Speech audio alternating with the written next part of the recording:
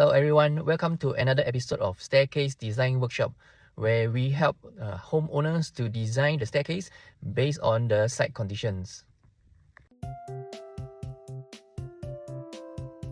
Now let's look at this site where there's windows here, and also there's this is the available space for the staircase going up one floor.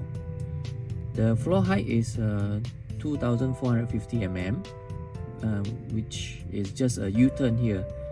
But the tricky thing is there's a door here which blocks the entrance, and also there's a DB box here. The owner wants to be able to go up, making a U-turn and reaching the top floor with a maximum step depth, and also there's only one landing. They don't want the split level landing. So after careful consideration of this and the going up direction, initially they wanted to go up from here after the door, but we calculated that it actually requires more steps to go up. So what we propose is that we turn the staircase the other way around and go up from here. So going up from right hand side and then coming up to the other side.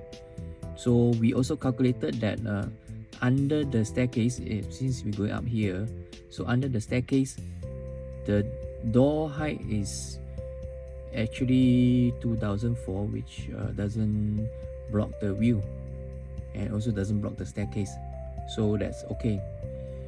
So with that, then the owner is happy with the design. Yeah, and so with that design that we propose, the homeowner is happy with the design, with a wide staircase and also a very deep step for easier for walking, and there's also no split level on the landing. So now they are happy with the design and they wish to go ahead with the construction. That's how we help our homeowners to design and build staircase. So if you have any problems in designing your staircase, do hit us up. Okay, bye.